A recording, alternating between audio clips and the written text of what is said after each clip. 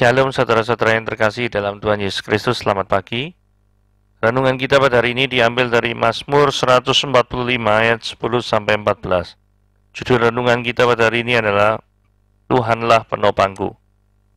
Saya pernah berada dalam titik nadir terkait keyakinan kepada Allah. Hal itu terjadi ketika ibu saya sakit keras dan membutuhkan biaya cukup banyak. Dalam kondisi hampir putus asa, saya mengirim pesan singkat kepada gembala gereja, rekan pelayanan, dan komunitas untuk menopang dalam doa. Sesuatu terjadi dan saya merasa ada Tuhan mulai bekerja, memberi kekuatan baru sekaligus menopang iman dan pengharapan saya yang sempat melemah. Sejak itu saya meyakini bahwa ibu saya akan sembuh, semua biaya yang tercukupi, dan terjadilah demikian. Dalam kumpulan Mazmurnya, Daud tidak sekedar mengarang sesuatu supaya terlihat bagus dan menarik untuk dibaca dan dilakukan.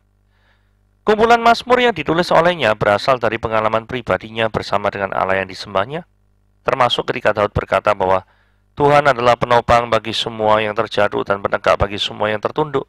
Dia sendiri mengalami betapa Tuhan telah menguatkan roh, jiwa, dan tubuhnya, sehingga sekalipun mengalami tekanan hidup yang luar biasa, Daud tidak pernah jatuh tergeletak dan tidak berdaya. Kekuatan dari Allah sungguh menopang kehidupan Daud, sehingga dia dapat berdiri tegak, menjalani hidupnya hingga masa tuanya. Sampai hari ini, Tuhan masih bekerja dengan kekuatannya untuk menopang umatnya sehingga tak sampai jatuh tergeletak. Tuhan jugalah yang sanggup menegakkan kembali iman dan pengharapan orang percaya, sehingga kita dapat menjalani kehidupan ini dengan kepala tegak. Pertanda kita percaya bahwa Tuhan bersama dengan kita. Sepanjang zaman, kasih karunia Tuhan terbukti telah menopang kehidupan manusia yang rapuh akibat dosa. Oke, sekarang kita lihat pembahasannya. Apakah segala perkataan kita sudah mencerminkan bahwa kita adalah umat Allah? Apakah segala perbuatan kita juga memuliakan dan membesarkan namanya? Oke, mari kita baca Mazmur 145, 10-14. Segala yang kau jadikan itu akan bersyukur kepadamu ya Tuhan, dan orang-orang yang kau kasih itu akan memuji engkau. Mereka akan mengumumkan kemuliaan kerajaanmu dan akan membicarakan keperkasaanmu, untuk memberitahukan keperkasaanmu kepada anak-anak manusia dan kemuliaan semarak kerajaanmu. Kerajaanmu ialah kerajaan segala abad dan pemerintahanmu tetap melalui segala keturunan. Tuhan setia dalam segala perkataannya dan penuh kasih setia dalam segala perbuatannya. Tuhan itu penopang bagi semua orang yang jatuh dan penegak bagi semua orang yang tertunduk. Oke, bersyukur kepada Tuhan ya. Segala yang kau jadikan itu akan bersyukur kepadamu. Ya Tuhan, orang yang kau kasih akan memuji engkau. Saudara, kata-kata yang di-highlight kuningnya, segala yang kau jadikan, termasuk diri kita ya, termasuk manusia maksudnya, itu akan bersyukur kepadamu. Kapan kita terakhir bersyukur kepada Tuhan? Terkadang Tuhan menempatkan kita ke dalam kondisi yang tidak nyaman, ketidakpastian, sebagai alarm bagi kita untuk mendekatkan diri kepadanya. Dan setelah Tuhan turun tangan menolong situasi buruk yang kita alami, maka kita bisa bersyukur kepadanya. Pertanyaannya, haruskah Tuhan memberikan situasi yang tidak menyenangkan agar kita bisa mengucap syukur kepadanya? Kalau misalkan jawabannya iya, berarti kondisi kerohanian kita itu adalah sangat parah. Sehingga sampai Tuhan itu harus membuat suatu kondisi yang tidak nyaman untuk membuat kita tuh dekat kepada Dia lagi. Saudara, kita memang terkadang sering sekali ya lemah di dalam mengucap syukur. Praktek sederhananya gampangnya gini ya. Setiap orang yang misalkan retret gitu ya, mau naik bis ke luar kota, perjalanan 2-3 jam gitu biasanya.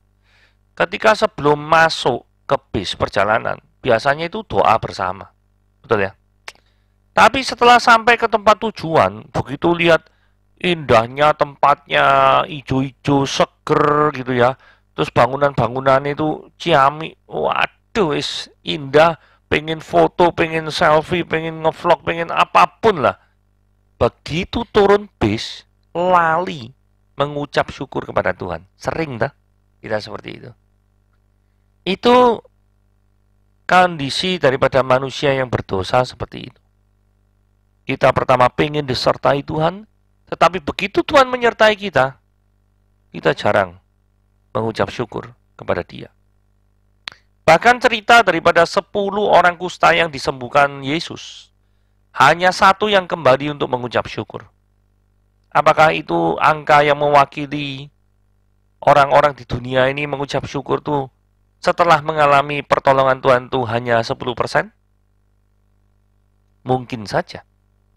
Saya tidak tahu ada orang yang survei atau belum ini ya. Ayat 10, segala yang kau jadikan itu akan bersyukur kepadamu. Ya, manusia nih ya.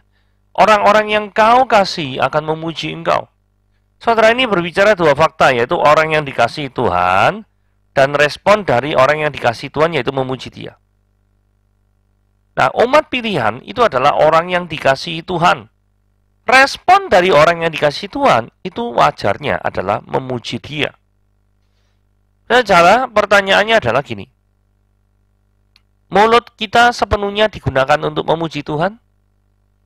Ya apa enggak? Ataukah kita lebih banyak menggunakan mulut kita untuk mengeluarkan sumpah serapah kepada orang lain? Atau mengata-ngatai orang lain? Atau mulut kita selalu mengolok-olokkan orang lain dan merendahkannya? Jadi gitu ya. Seringkali kita tuh nggak tanpa sadar. Itu selalu menggunakan mulut kita tuh menjelekkan orang lain. Atau menggosipkan orang lain. Atau dengan sengaja di depan umum menjatuhkan orang lain, supaya orang lain jatuh dan diri kita yang naik. Saudara, itu adalah kejahatan lidah yang sudah diperingatkan oleh Yakobus. Pertanyaannya, sudahkah mulut kita disucikan oleh Roh Kudus, sehingga kita hanya mengucapkan kata-kata yang baik dan memuliakan Bapa di surga saja? Jangan sampai perkataan-perkataan ini keluar hanya untuk menyerang orang lain, menyudutkan orang lain, tanpa ada semangat untuk membangun. Ayat 11. Mereka akan mengumumkan kemuliaan kerajaanmu dan akan membicarakan keperkasaanmu. Apa yang dibicarakan oleh orang yang dikasihi Tuhan? Ini penting ya. Apa yang dibicarakan oleh orang yang dikasihi Tuhan? Mereka akan mengumumkan kemuliaan kerajaanmu. Mereka tidak akan kekurangan cerita untuk mengumumkan kemuliaan Tuhan. Ini yang dibicarakan oleh orang-orang yang dikasihi Tuhan.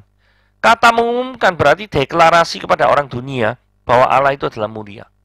Jadi tidak kekurangan pengalaman rohani, spiritual experience yang dialami oleh orang yang dikasihi Tuhan untuk bisa diceritakan kepada orang lain.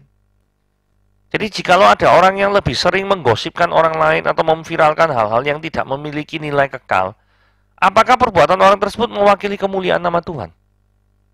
Saudara, kalau kita perhatikan baik-baik ya, ini ada suatu ironi. Kalau ada seorang konten kreator ya, kalau buat konten itu wah selalu kreatif ya, lucu misalnya kreatif, nyenengno orang apa, itu enggak salah, memang oke. Tapi artinya gini, secara natural di dalam diri seorang konten kreator itu kan mengeluarkan ide-ide yang menarik, yang lucu, yang membuat adegannya itu menarik sehingga orang-orang itu terus jadi followernya, misalkan seperti itu ya.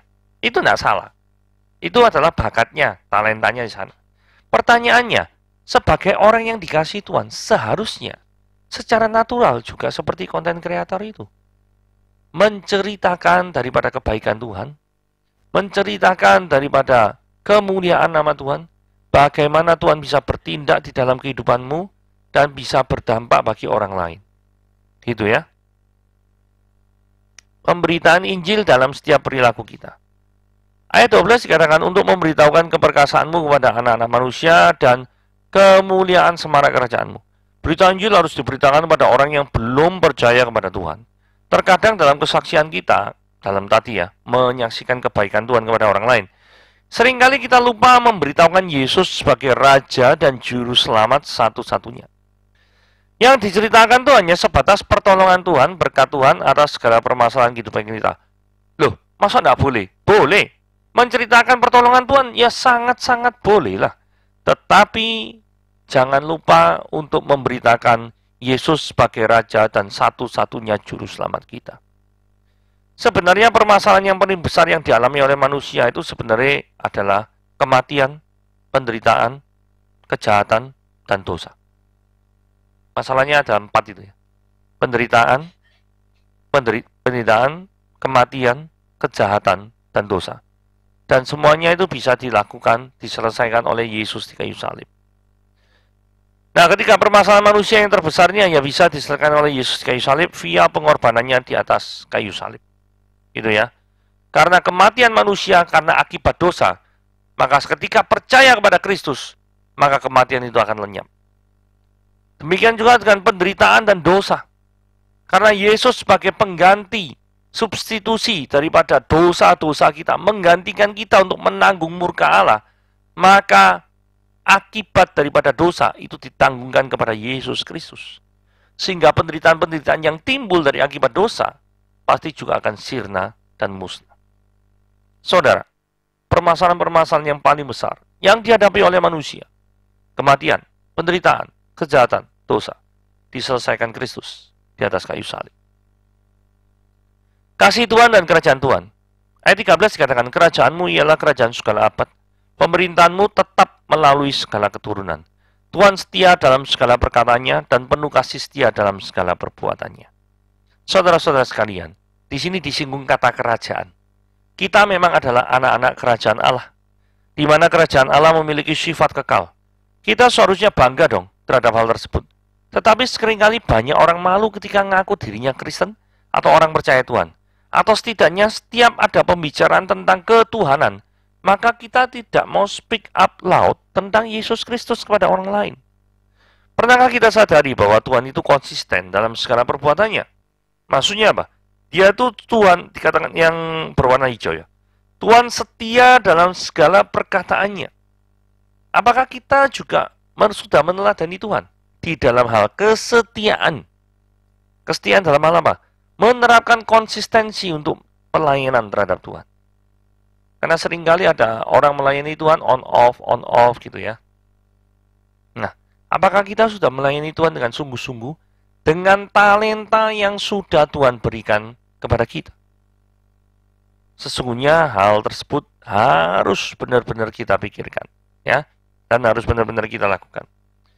Penghiburan dan penopang kita. Ayat 14, Tuhan itu penopang bagi semua orang, yang jatuh dan penegak bagi semua orang yang tertunduk. Apakah kondisi kita itu sedang terpuruk? Ataukah kondisi kita sedang mengalami roda kehidupan yang paling bawah? Ayat 14 menjadi penghiburan bagi setiap kita semua. Karena dikatakan bahwa Tuhan itu menopang. Yang namanya menopang itu berarti kan manusia itu perlu ditopang. Kenapa kok manusia perlu ditopang? Ya pasti dia lagi oleng kehidupannya ya. Mungkin lagi mau ambruk. Itulah butuh penopang. Penopang pasti lebih kuat daripada yang ditopang. Hal yang kedua, ini penegak. Nah ini ya. Apalagi penegak. Pasti orang ini butuh penegak karena dirinya mau jatuh kan. Miring tak apa. Sudah tidak benar ini. Penegak bagi semua orang yang tertunduk. Tidak seharusnya manusia ini tertunduk. Tapi frase kata tertunduk itu menunjukkan bahwa manusia sedang mengalami permasalahan. Sehingga penghiburan dan penopang kita yang sejati yaitu Allah, itu yang seharusnya menjadi andalan bagi kita semua. Saudara, hendaklah kita tetap di dalam kehidupan ini mengandalkan Tuhan senantiasa, mengucap syukur dengan mulut kita, dan memberitakan Injil dengan setiap perbuatan kita, sehingga apapun yang kita katakan, apapun yang kita lakukan, semuanya demi kemuliaan nama Tuhan Yesus. Terima kasih, renungan kita sampai di sini. Tuhan Yesus memberkati.